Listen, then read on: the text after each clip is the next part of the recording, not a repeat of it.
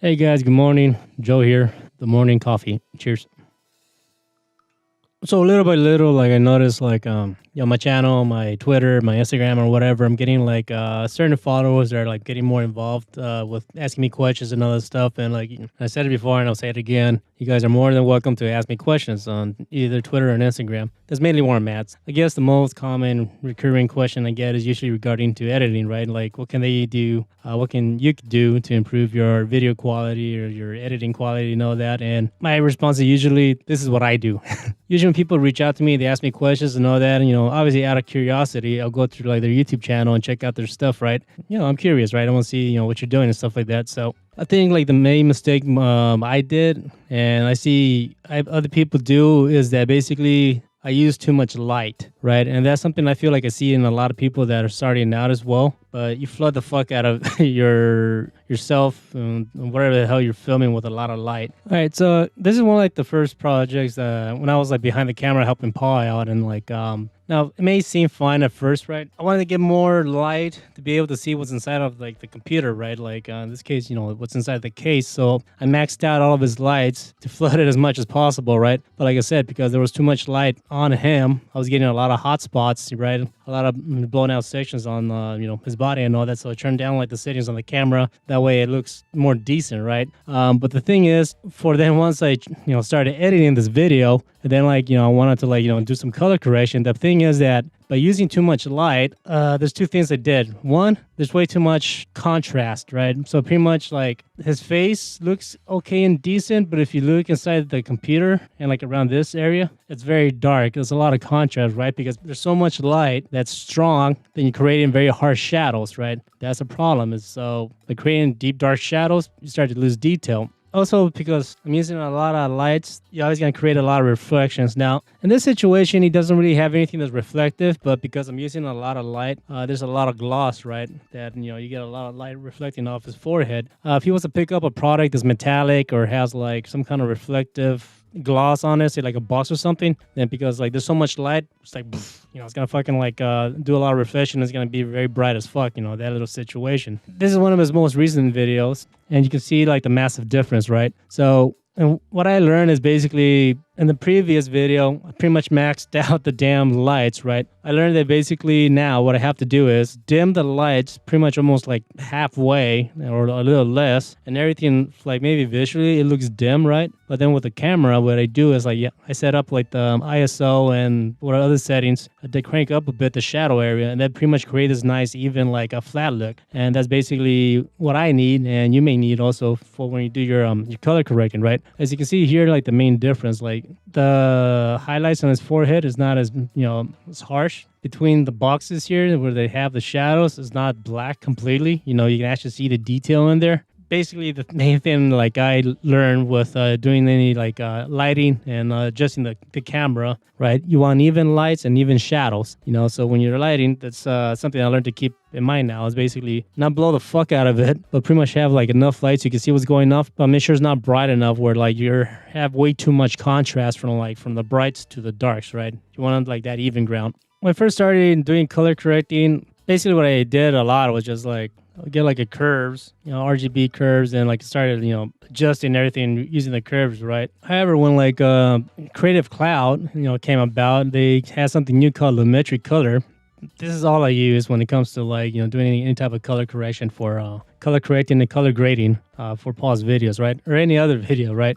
Depending on what you want to do and need or whatever, then, the curves are definitely more fine detail and all this stuff. But in regards to production and time and all this stuff, and also the quality, the Lumetri Color is the best. And since I started using it, the thing I like about it is it's able to adjust the colors very well without destroying the image, right? It just, this thing's a lifesaver and a time saver, right? So obviously you want to go to Windows, you want to get the Lumetri Color, which is what I have open, and you want to have Lumetri Scopes, which is I have over here. Now, if you're not used to using this thing, at first, I was just I'll just look. If it looks good enough, then move on, right? Yeah, you can do that, but this does help a lot. Simply put, here in the top area, this is your whites, and here in your bottom is your blacks, and pretty much everything is your mids, right? Now, there's two things to keep in mind. When you're selecting the clip here in Lumetri Color, you're gonna have like two names, right? The blue name here is basically what's selected inside of the timeline. Now, if you start color correcting, I do that, right? So obviously this clip is now color corrected, right? But say if like in the same clip, I wanted to use like say another section, drop that. So the clip that I added the color correction to, it has the color correction or the color adjustment or whatever. But the new clip that I brought in from the original clip, it does not have it. Something you can do, let me undo that, is say if you select this or if you select the clip in your bin, you actually double click it. By double clicking this, it opens here, and then you have, as you see here, it says master, right? So basically this is going to color correct the original source file that's inside of your bin. So now if I was to color correct this, this image, as you can see here in the thumbnail, has the color correction, and I can see here in the timeline it updated, right? So now the cool thing about that is if I was to create,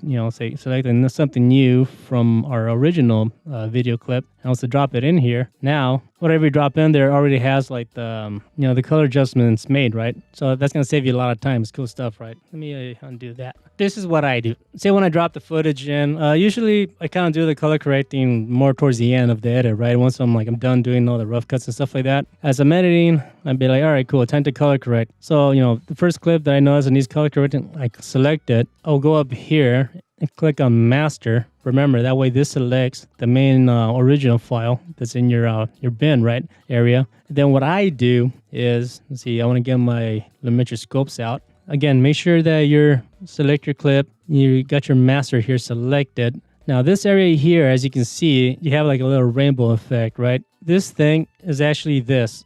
It's this ball that I have. It's like the light. Pretty much everything that gets squashed up there, it turns to absolute white. Now see in like the mesh area, there's a section here that says whites. So if I was to go extreme and crank everything up, see how this is white? And then like you start getting more little white sections here. And pretty much as you can see here in like the reflection of his glasses and whatnot, or any like highlights that has white, is basically you can kind of see it here, right? So let me undo that. So what I want to do is basically I want to crank up the whites to this area right here, which is the light, turns completely white. And there's not that much shade 3, right? Boom. Now, it may not seem like it, but it does help, right? Now, this area here, so when you have a highlight, it looks completely white. That way it doesn't have some kind of weird yellowish, greenish, look or whatever. So that's one thing. So also the exposure, again, on the master being selected, I crank up the exposure till like this section right here, like the highest points of the color spectrum or whatever, kind of reaches around this area up here. So just a little bit, right? And then like, there you go.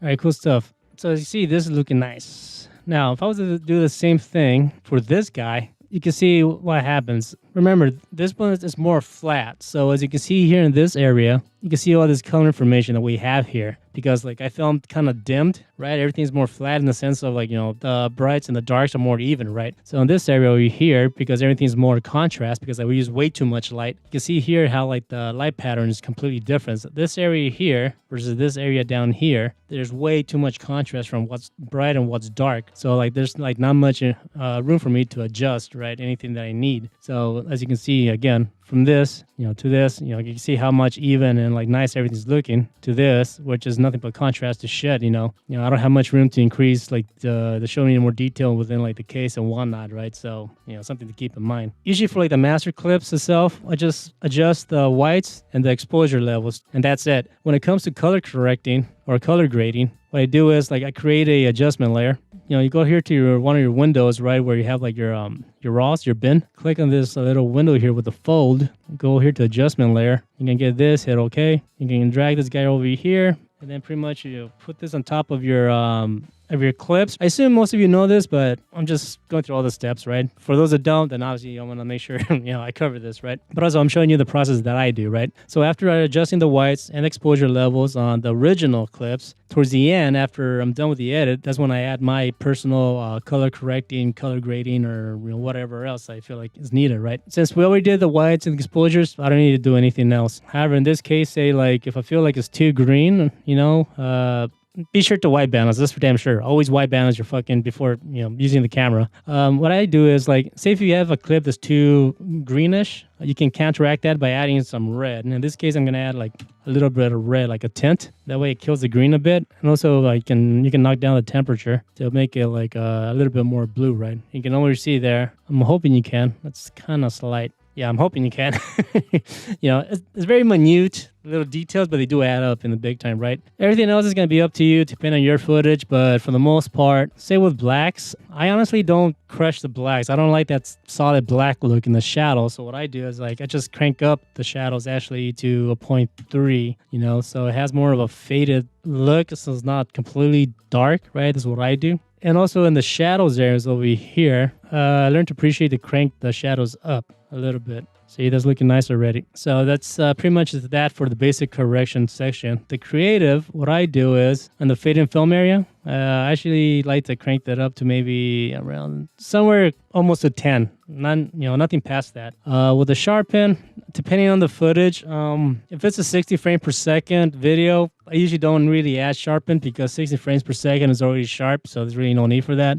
But if you want, for 60 frames per second, I usually find 5 to 0. It's fine with me, when I'm working with 60 frames per second. When he does 30 frame per second footage, I usually have the sharpening up to 10. Vibrance is nice. Saturation, I personally don't use it anymore. I use Vibrance. And Vibrance, what it does is it gets more mild saturation. If I was to use saturation, it kind of cranks everything up too much, and I just personally don't like it. Vibrance is more of that nice balance between little to no saturation whatsoever, right? And Vibrance is also cool because it brings out more of the skin tones, right? Which is what we want. So see, it's kind of grayish out there. I hit it more Vibrance, you bring out the skin tones a bit more. Now you feel like, you're losing a lot of detail in the face, crank down the shadows a bit.